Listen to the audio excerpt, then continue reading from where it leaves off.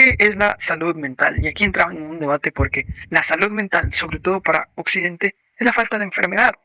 No se han estudiado sino las cosas negativas, pero no se ha visto una salud mental como tipo ejercicio, ¿no? El ejercicio, en la mayoría de las veces, hacemos porque queremos prevenir una enfermedad, pero en la mente no pasa, sino que se estudia a una mente que tiene algún tipo de neurosis, de trastorno, y a partir de eso se ha hecho la ciencia. Pero ahora, a partir de esto, lo que se quiere es estudiar algo que prevenga, ¿no?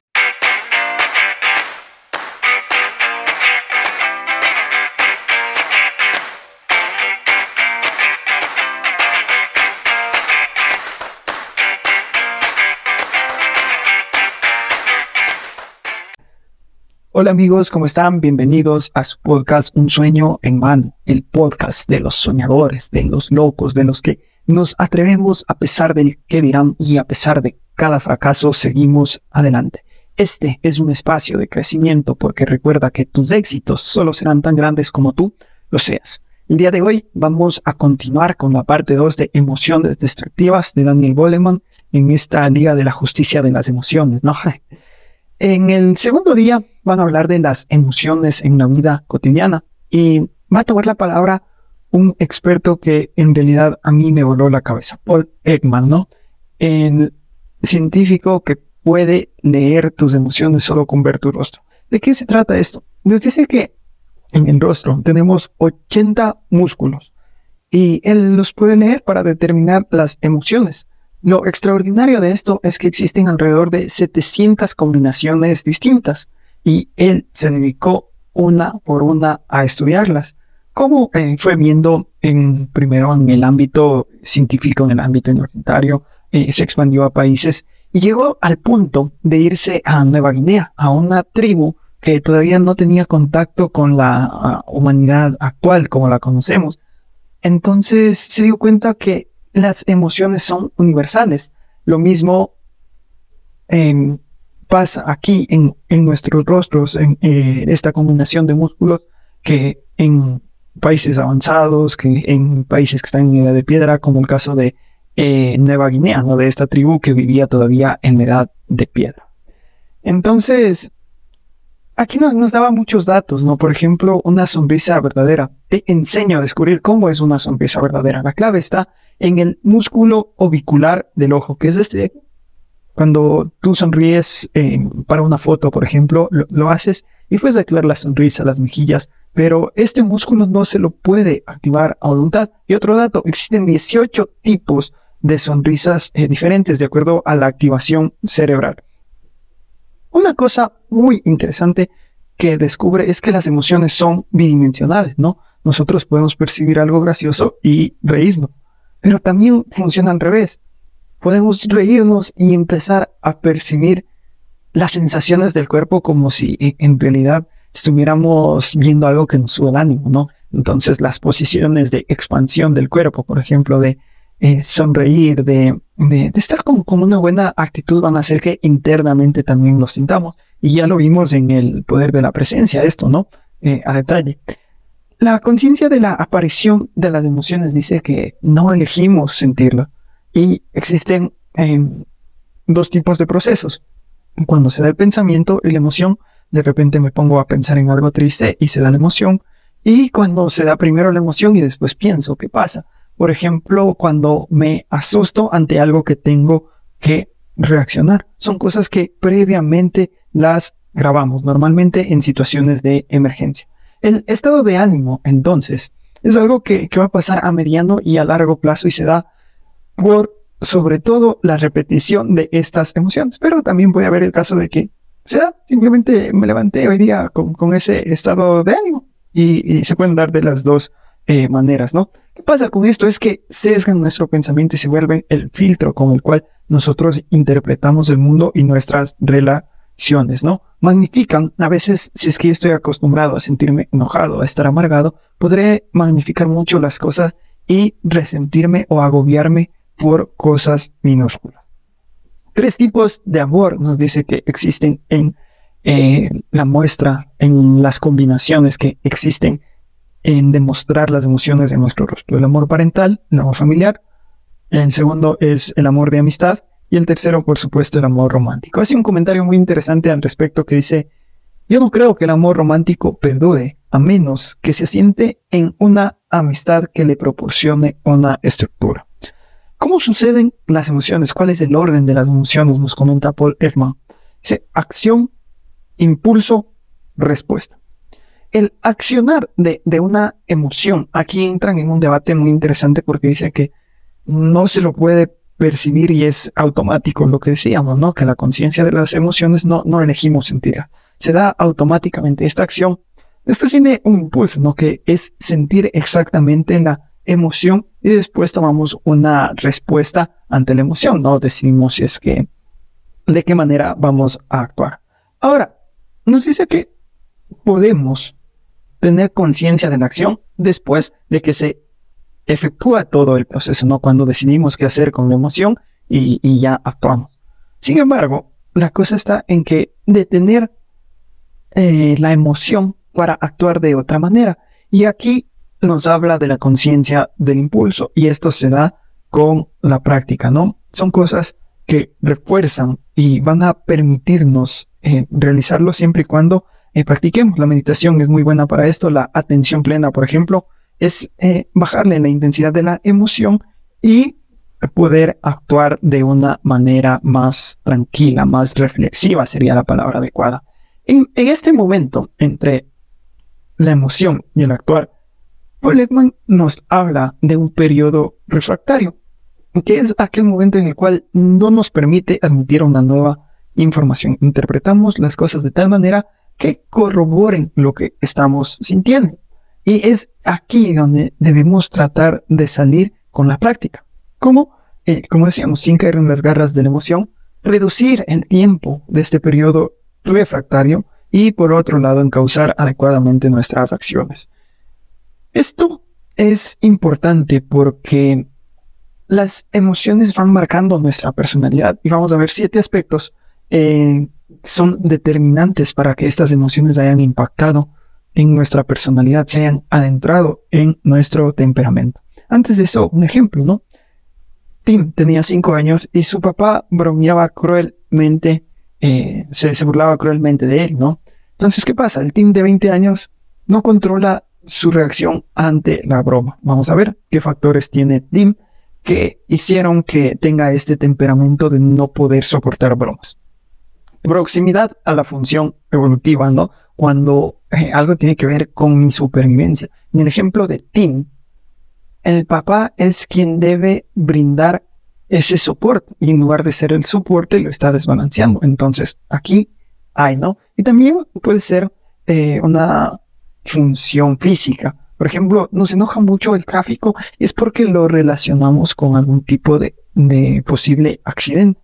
Entonces nos estresa porque está atentando contra nuestra supervivencia. Un accidente, nuestra mente lo traduce como algún daño.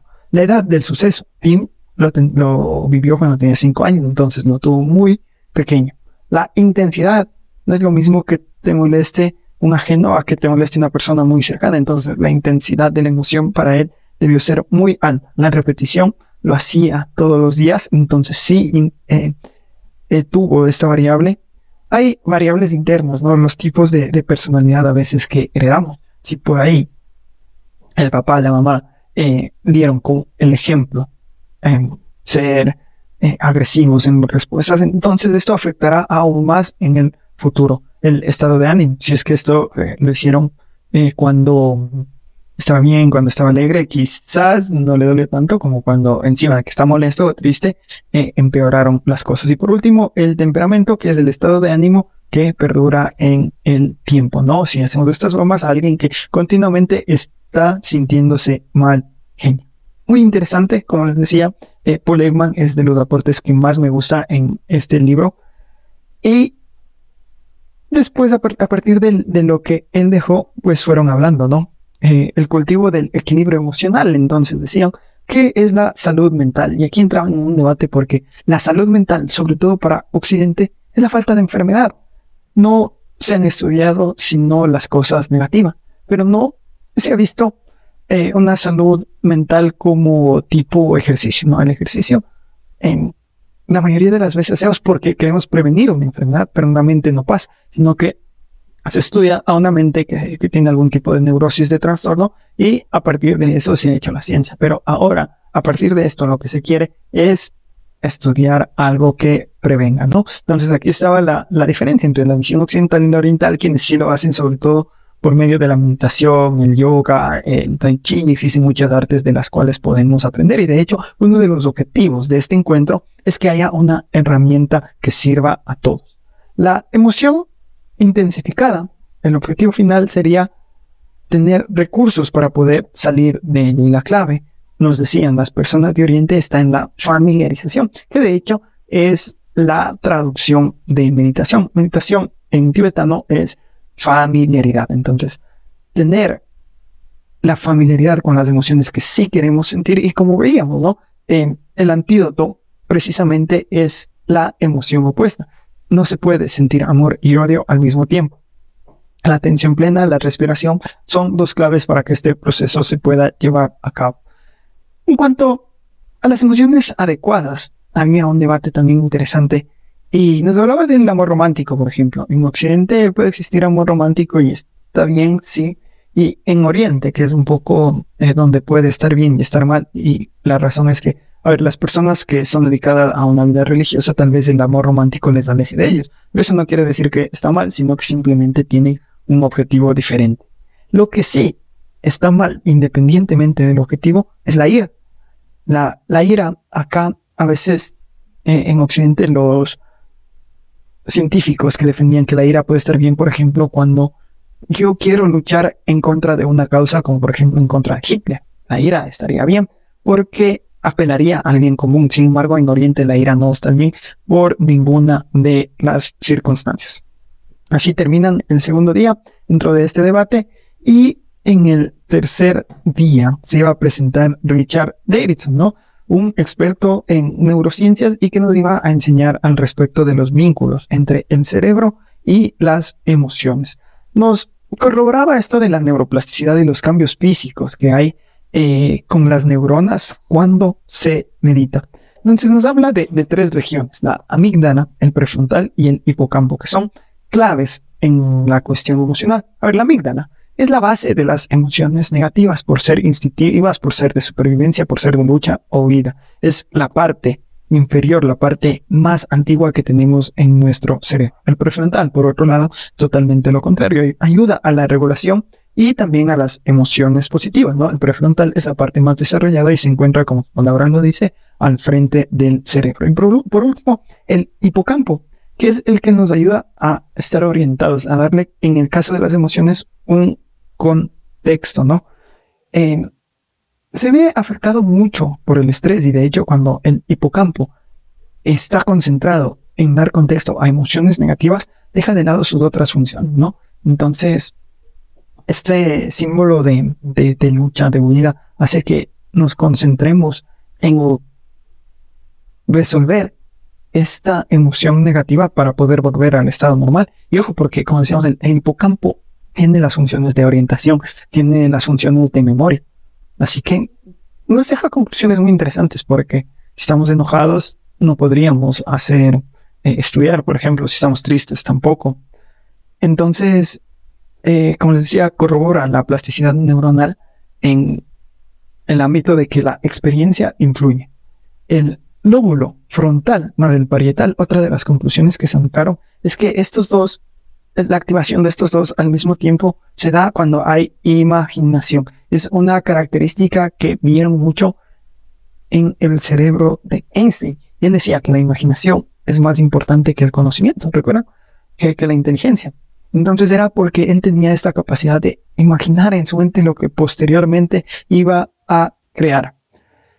Algo impactante también es que tanto la amígdala, el prefrontal y el hipocampo, el correcto funcionamiento de estos, influye en el sistema inmune, en el sistema endocrino, que es el que se encarga de las hormonas, en el sistema nervioso autónomo.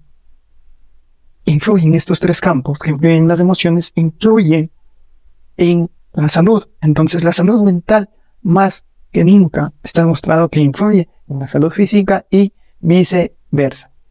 Nos habla también de distintos tipos de ira. Ira interna, cuando es algo conmigo mismo; ira externa, que provocó algún factor de ira; y la ira que consideran buena los occidentales también, la ira de logro, ¿no? Esa tenacidad por querer alcanzar algún objetivo. Pero, sin embargo, los budistas, los tibetanos había otro tipo de budistas, se rehúsan a considerarla como positiva, ¿no? Aquí había un debate bastante interesante. El deseo.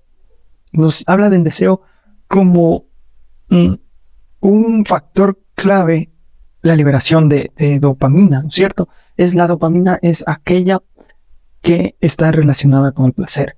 Y depende mucho del ambiente. El solo hecho de estar en un ambiente donde se liberó esta hormona al principio, esto sucede mucho en las adicciones, ya empieza a crear ese deseo de consumirlo. Por eso es que, de hecho, a las personas que les llevan a las rehabilitaciones de alcohólicos o de narcóticos, los llevan a un lugar alejado, porque el mismo ambiente les puede hacer recaer. Y algo muy interesante es que mientras más deseo existe, menos será la satisfacción de consumir cualquier tipo de, puede ser droga, licor, tabaco, o incluso ahora los videojuegos.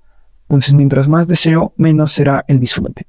Por ende, las cosas que nos llenan deben liberar oxitocina, serotonina, en lugar de dopamina. También pasa con la comida, así que mucho ojo.